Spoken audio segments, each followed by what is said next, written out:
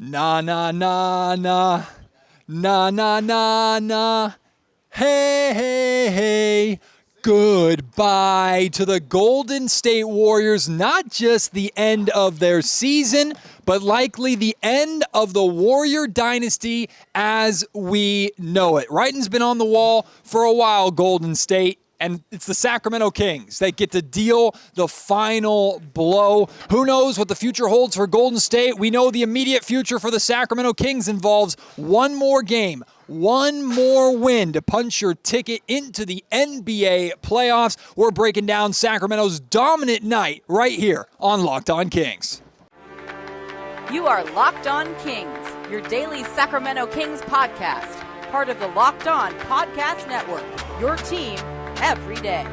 And now, ladies and gentlemen, it is that time for another episode of Locked On Kings.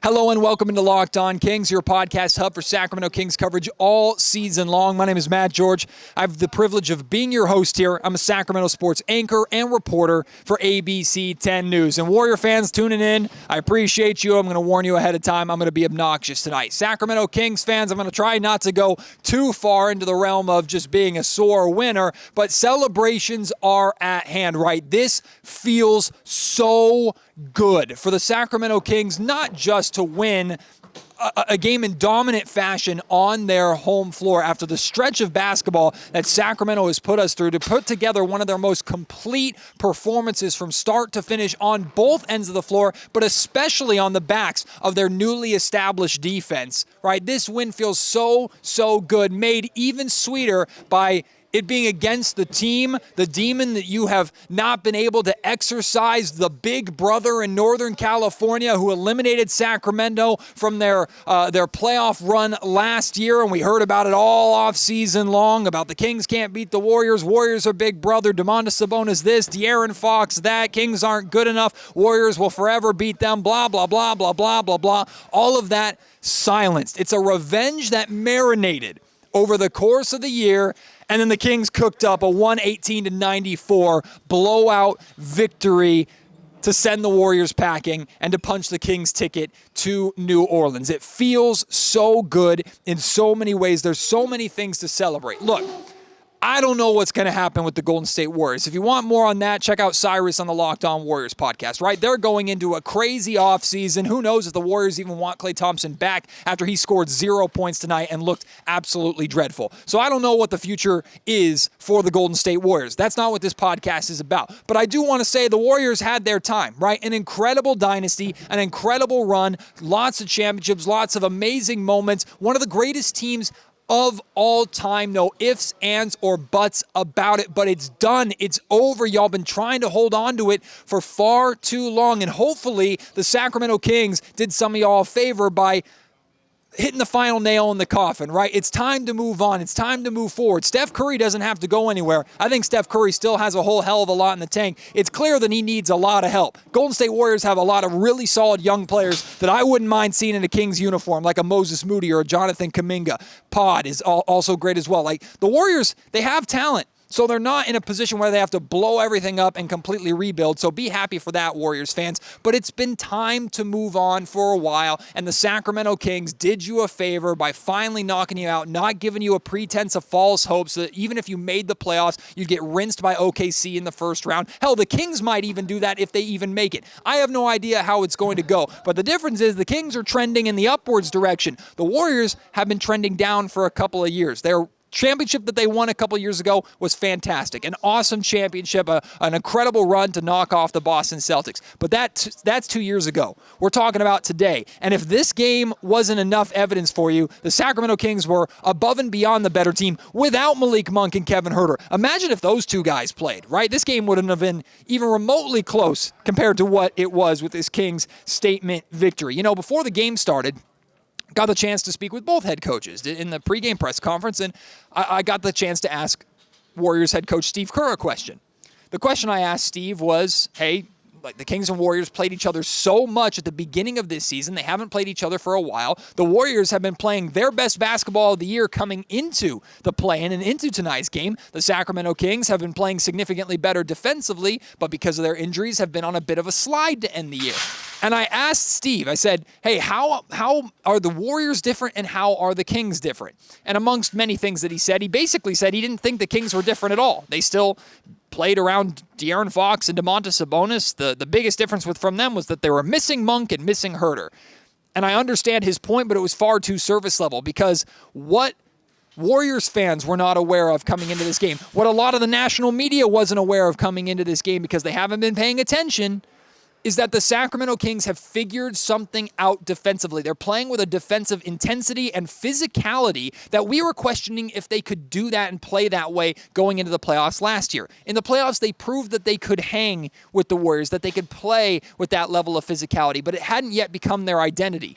Now it's their identity to where they enjoy playing that way. And the Warriors, Steve Kerr, they did not look prepared for it at all. The Kings were in attack mode on the defensive end, which led to success on the offensive end right from the beginning of this game. The Warriors didn't score more than 28 points in a quarter, which is incredible considering how good this Warriors team is on the offensive end and how lethal they are and explosive they are at any given time. The Warriors were held to 41% shooting from the field, 31% from three-point range, 78% from the free throw line. They turned the ball over 16 times, leading to 20 Kings points. Sacramento had 10 steals and 5 blocks in this game. Steph Curry held to just 22 points on 8 of 16 shooting, 3 of 7 from three-point range, and then a goose egg for Klay Thompson. 0 points, 0 of 10 from the field, 0 of 6 from three-point range. Sacramento's defense straight disrupted Golden State tonight. And I'm aware the Warriors have been playing better defense too, and their defense, especially in the second quarter, allowed them to kind of make a game of it and make a little bit of a push, but no ifs, ands, or buts about it. Start to finish, the Kings were the much better team in tonight's game, and the result clearly reflects that. So Steve wasn't necessarily prepared or aware for the Kings' defense and the changes on the defensive end that Sacramento brought with them into the play-in tournament. Tell you what Steve wasn't aware of, what the NBA audience at large wasn't aware of, who they are aware of now, that's my man Keon Ellis. I told you, man, I told you a couple episodes ago. I even told you in yesterday's episode, the preview episode with Cyrus from Locked On Warriors. I said, y'all don't know who Keon Ellis is, but you're gonna by the end of this game. If you don't know who Keon Ellis is now, you're just robbing yourself of one of the greatest stories in the NBA this season, period. Keon Ellis, 15 points tonight, 5 of 8 shooting from the field, 3 of 4 from three-point range, 4 rebounds, 5 assists, 3 steals, 3 blocks. That's his first postseason game ever, and he spent the vast majority of his time defending the greatest shooter of all time in Steph Curry.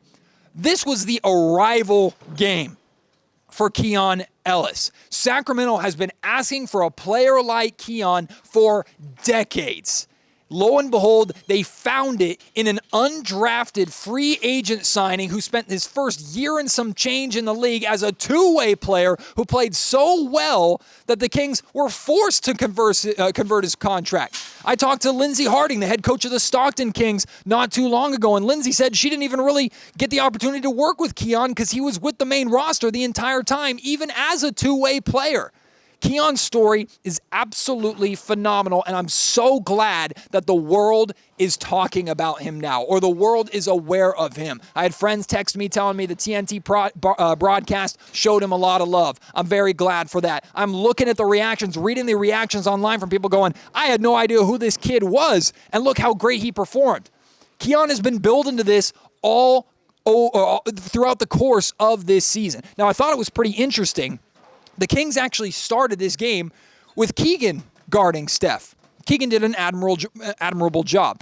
To start the third quarter, Steph Curry hit a couple of buckets with Keegan on him. The Kings quickly switched Keon onto Steph, and with the exception of fouling Steph, and I think it was a 4-point play, with the exception of that, Steph really didn't get anything going for the rest of the second half, and Steph was frustrated man, Keon, the physicality, the aggressiveness, his ability to battle through screens. Mike Brown, after the game, shared love to Keon Ellis, saying that it's like he's from the Matrix. He goes around a screen and he just dodges, avoids the contact, and is still able to keep up with his defender. And everybody who's watched Steph Curry knows in order to defend Steph, you pretty much have to chase him around screen after screen after screen. Keon Ellis did that. Steph Curry never really got loose more than a couple of times. He was contained the entire night.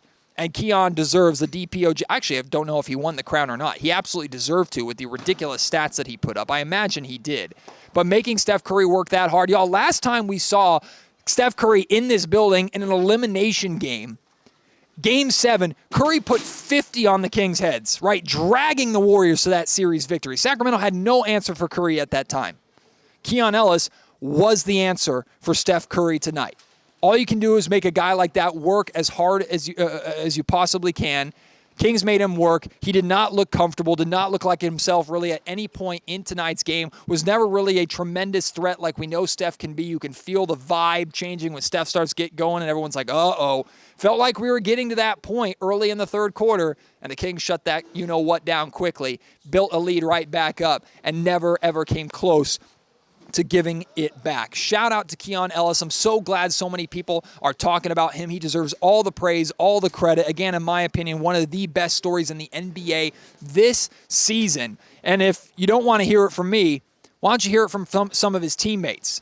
De'Aaron Fox, Keegan Murray, after the game at the podium, talking about Keon's great night. Fox, first off, congrats on being the steals leader for the season. Keon Ellis' performance that he put in his first major postseason game, and he had that kind of night guarding Steph Curry. Just your assessment of his whole story to get to this point. Yeah, man, Keon, he's been great for us. I mean, even in his spot minutes before he earned the starting spot, I mean, he's everybody's seeing him develop right in front of their eyes, and he's not afraid of the moment.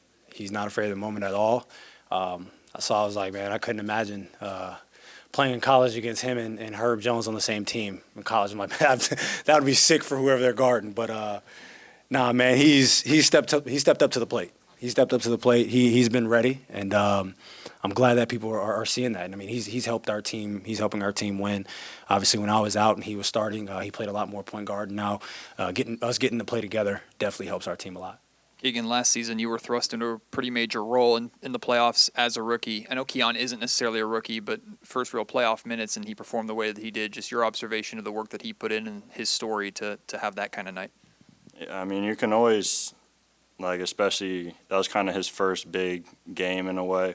So it's fun to kind of see how I went through that last year and him kind of flourish in that position this year. And he's only going to get better in those big games. And he wasn't shying away from the moment. He shot the ball well, played defense really well, and it's just huge for us. Today's episode of the Locked On Kings podcast is brought to you by Nissan. Are you the kind of driver that likes to push things a little further? Ever wonder what adventure is waiting around the next corner? Our friends at Nissan have a lineup of SUVs with the capabilities to take your adventure to the next level. Introducing the 2024 Nissan Rogue, perfect for city drives or those great escapes. They have class exclusive Google is built in as you're always updating assistant to call on for literally almost anything. Gone are the days of connecting your phone. You got Google Assistant, Google Maps, and Google Play Store built right into the 12.3-inch HD infotainment touchscreen system in the vehicle. The 2024 Rogue is the perfect mid-size crossover for your next adventure. Hey, maybe you're looking for something bigger, though. How about the 2024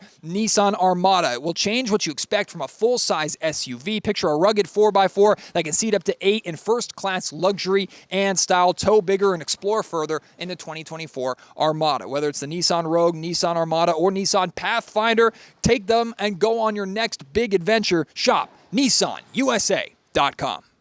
Today's episode of the Locked On Kings podcast is also brought to you by Monopoly Go. Now, if it wasn't perfectly clear in this podcast tonight, I have a bit of a competitive side. We all do, and my competitive side is a big fan of Monopoly Go. I'm sure you've heard of it. It's been downloaded over 150 million times. It's a great twist on Monopoly where you play on not one, but hundreds of Monopoly boards in crazy locations, building up amazing cities that bring you big money. It's the best part. You're messing around with your friends. I can charge them rent on my iconic properties, just like in Monopoly, but now I can also rob their vaults of riches from myself, and the leaderboards show me as the biggest Monopoly tycoon. There's not a person in the Sacramento media scene. There's not a perfect person in my family that can beat me in Monopoly. It's so bad that whether it's the physical board game or Monopoly Go, my wife straight up refuses to play with me. It's not just my competitive side that loves it. You can team up with friends and people from all around the world in time tournaments to earn huge rewards. So get into the game and join your friends.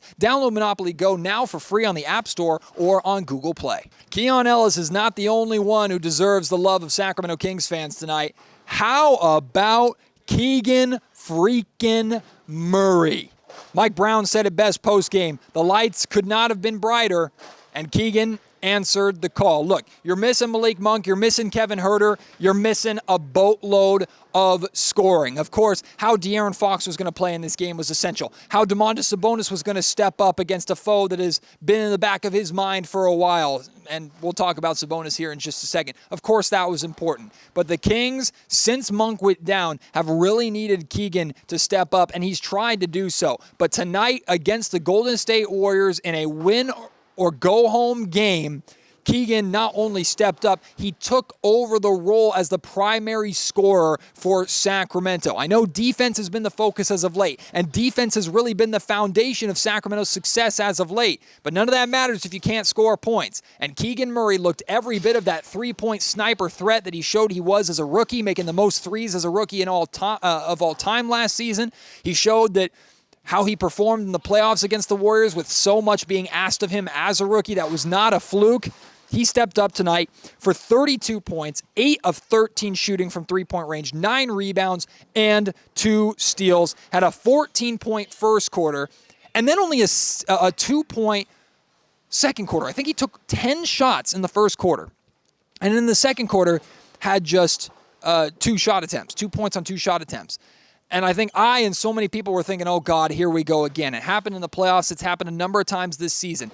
The Kings will get Keegan Murray going early and then go away from him. Whether it's the Kings' game plan or Keegan not being aggressive enough, it looked like it was going to happen again. And in that second quarter, when Keegan stopped shooting and Keegan stopped scoring, the Golden State Warriors made their run, cut, I think, a 16-point Kings lead down to 4 going into the halftime break.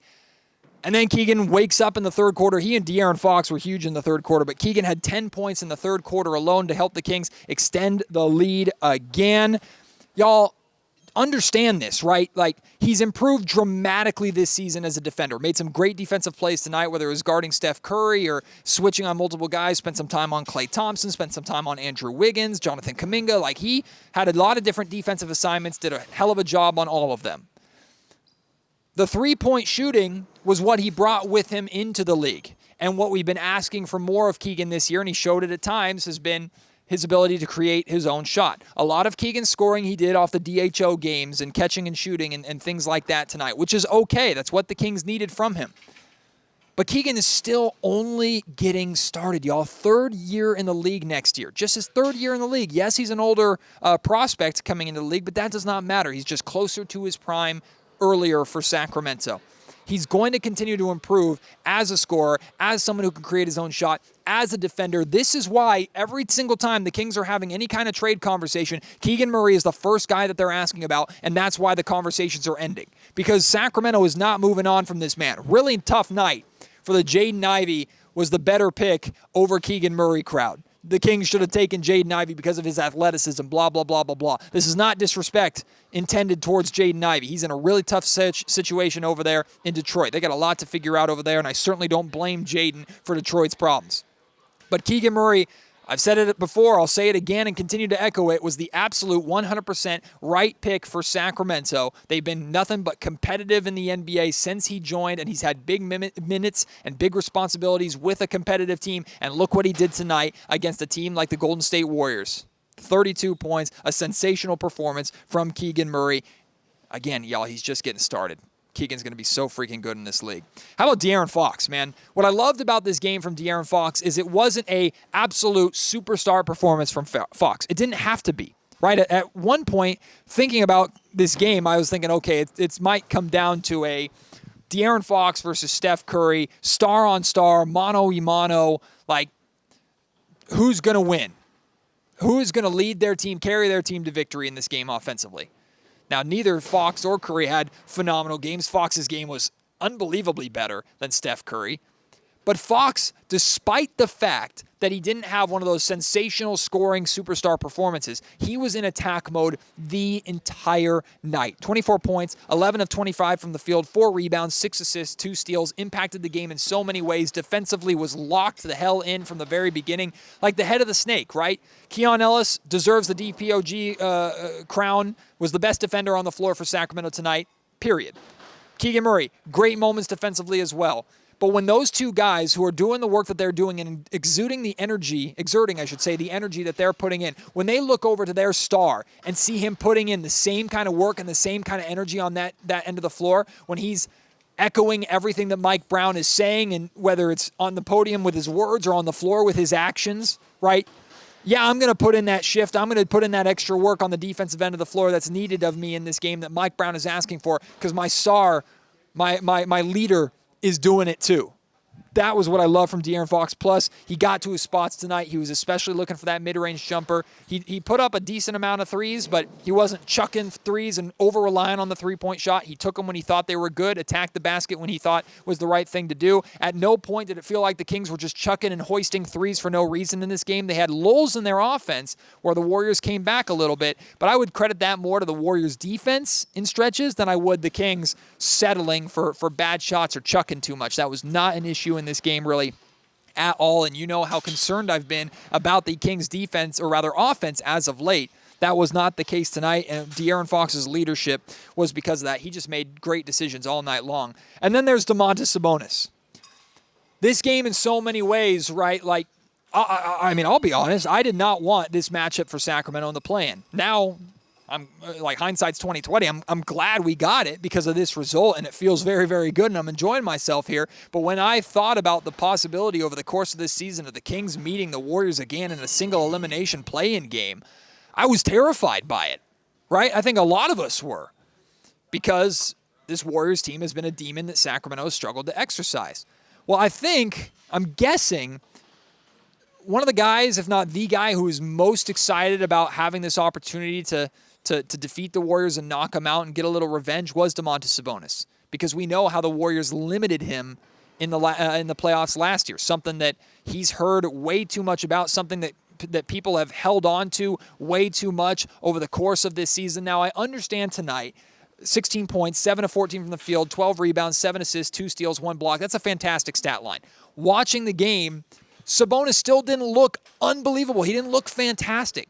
He was good all night, and the Kings only really needed him to be good tonight. So I'm not expecting the Kevin O'Connors of the world and the people out there to start changing their tune on Domantas Sabonis and take back all the crap that they've been saying all year long based off of last year's playoff series, based off of this one game, right?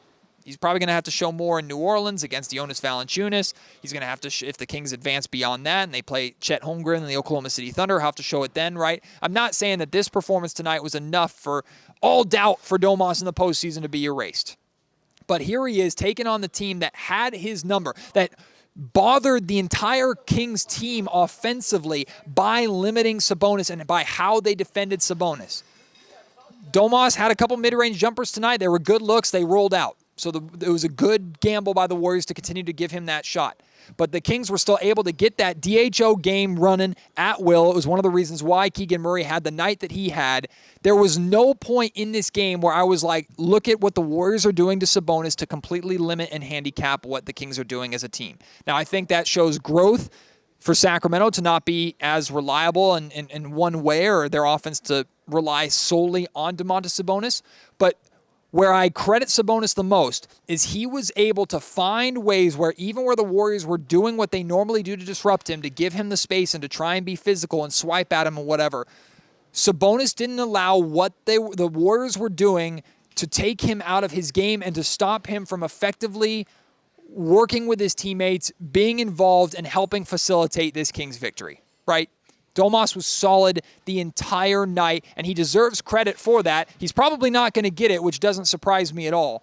But it's not the ultimate revenge performance, right? It would have been great if Sabonis had a triple-double and scored 25 points. He had a moment where he, in the first quarter, got in the post against Draymond, backed him down and scored on him and let out a roar and a fist pump. So he was clearly fired up for this matchup. I'm very, very proud of the performance that Sabonis put in. He can still play better, which should be exciting for Sacramento Kings fans. But in many ways, Sabonis exercised the demon beating these Warriors as much as the Kings organization did. Today's episode of the Locked On Kings podcast is also brought to you by eBay Motors. Passion, drive, and patience. The formula for winning championships is also what keeps your ride or die alive. eBay Motors has everything you need to maintain your vehicle and level it up to peak performance, whether it's superchargers, roof racks, exhaust kits, LED headlights, and more. Whether you're into speed, power, or style, eBay Motors has got you covered. With over 122 million parts for your number one ride or die, you'll always find exactly what you're looking for.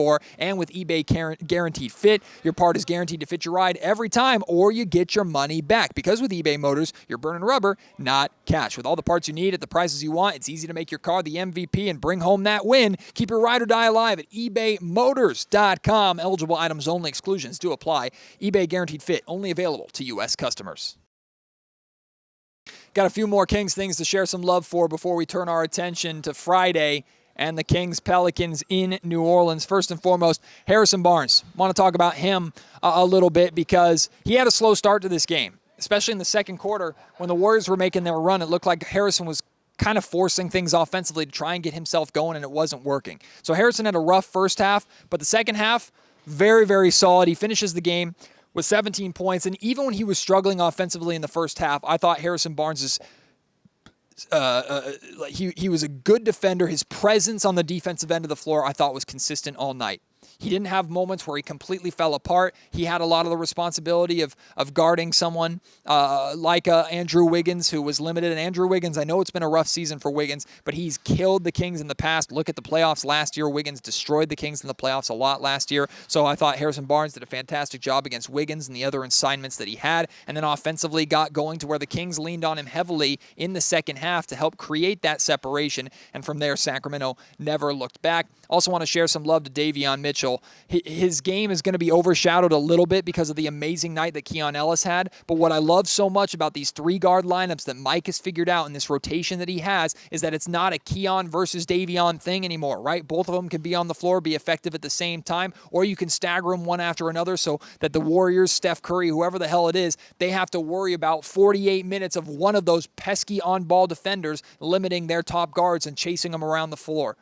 I thought Davion Mitchell defensively was fantastic all night long. I think he only scored about 5 points, but that's fine. He also rebounded the ball really, really well. Smallest guy on the freaking floor, and he grabbed 6 rebounds in this game. Speaking of rebounding, Kings out-rebounded the Warriors 49-42 in this game. 15 offensive rebounds. The Kings dominated Golden State with second chance points 25-9. That, with points off turnovers, is the big reason why the Kings won this game as comfortably as they did. But that stat in particular, the second chance points and offensive rebounds, is especially important to point out because Game 7 last year in the playoffs, the Kings were destroyed on the offensive glass in that game, right? Remember that? And it was the Kings tonight who were doing the destroying on the offensive glass, which you love to see. One of the issues with this Kings team all season long has been their struggles with limiting massive runs, right?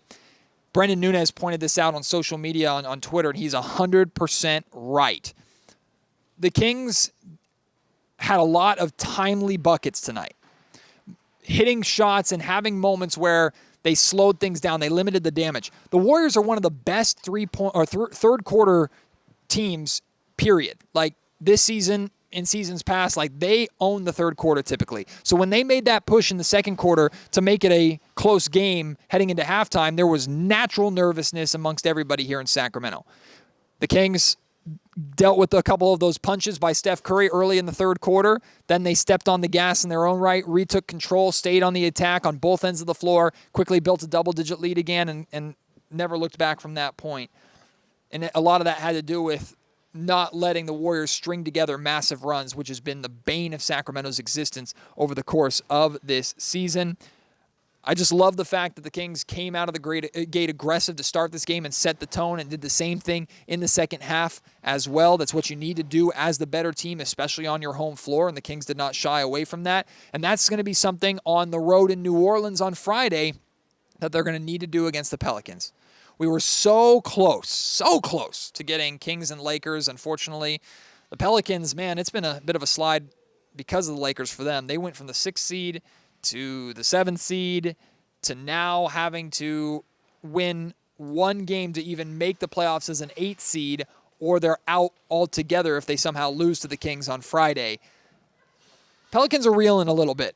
That being said, I expect them in the city of New Orleans to have a boatload of confidence on Friday because they've defeated the Kings 5 times this season. That's not an exaggeration, and we're not even talking preseason. During the regular season, the Pelicans dominated Sacramento. 5 matchups. The margin that they won by is in the teens, I think. I don't remember the actual number, but they have dominated Sacramento this year, 100%. 6 times a charm? I don't know. The Kings definitely should be underdogs in this game, but look, if the Kings, these are like early keys to the game, right? If the Kings bring the attack mindset that they had tonight, they bring that intensity on both ends of the floor, but just an attack mode start to finish of this game and try to establish themselves out of the gate of both the start of the game and halftime, I love the Kings' chances. Now, they also have to do as best they can of limiting New Orleans three-point shooting because the Pelicans shoot lights out against the Kings. Done it all season long. They shot 55% in this building a couple of weeks ago. Against the Lakers in these 2 games that they lost to the Lakers, the first one they shot 15 of 37. That's 40%, but that was in their blowout loss to LA. Tonight they shot 9 of 30, 30%. So this is a team that relies heavily on the three-point shot like the Kings do. They use that three-point shot to establish themselves big time and get a lot of their scoring, and the Kings have dealt with that and seen that firsthand far too many times this season. So the Kings need to limit that three-point shot and then stay in attack mindset from start to finish. Also, there's a big question mark about this game, and it has to do with Zion. Zion had 40 points and 11 rebounds tonight. I think he also had like 6 assists or something like that. He was fantastic against the Lakers. Everything you want your superstar to be. Unfortunately, when the Pelicans were making their huge run in the fourth quarter with a few minutes left in the game, Zion had some sort of leg injury and had to leave the game, didn't come back. He's having tests done. I think it was Willie Green called it left leg soreness as of now. He's having tests done on it tomorrow. It's weird. Like the human being in me is in no way, shape, or form ever going to root for Zion to be hurt, right? Not at all. But if the Kings face a Pelicans team that's without Zion, the task is significantly different. I won't say easier, but it's significantly different. That being said, the Pelicans destroyed the Sacramento Kings in New Orleans earlier this season, and Zion wasn't playing. So there's no reason for the Kings to feel good about anything at all. Whether Zion plays or doesn't play, once again, Kings control their destiny. 1 win and you're in. Throw away all the frustrations of the injuries and how the season has ended. 1 more win. Granted, it's against a team that you have not been able to beat, but 1 more win and you secure a spot in the playoffs, and then we can turn our attention to a legitimate best-of-7 series against the number 1 seed Oklahoma City Thunder. I don't know if I'm going to be traveling to New Orleans or not. I'm hoping I am. I found out more about that tomorrow. I have a feeling I'm going to be, or I'm certainly going to try to. So whether I'm in New Orleans covering the game or I'm still here in Sacramento covering the game, of course, we'll have everything you could possibly need in the build-up to this game and the actual game night itself after the game, reactions to either a Kings win or loss. I'll have that all for you here on the Locked On Kings podcast, so please continue to join me for that. Shout out Kings fans, man. This Golden One Center was freaking rocking tonight, and I get a little emotional sometimes when I just hear this crowd like singing the Domantas Sabonis' song every time he was scoring or chanting Light the Beam or whatever. Like, this crowd just, Sacramento's so special, man. It's just such an unbelievably special atmosphere that makes me love this city so freaking much. Whether you are a part of it here in the building or you are at home providing some of your energy through the TV or whatever, you know I love you. You know I appreciate you. I'm proud of you, and it's an honor to be able to hopefully represent you in some way, but also to be able to spend my career working for you in so many ways and interacting with you. So I will never take that for granted. Thank you so much. Can't wait to have you join me for the Kings and Pelicans game. I'll have a preview podcast at some point before that, so keep an eye out for that as well. Until then, my name is Matt George. You've been listening to the Locked On Kings podcast, part of the Locked On Podcast Network.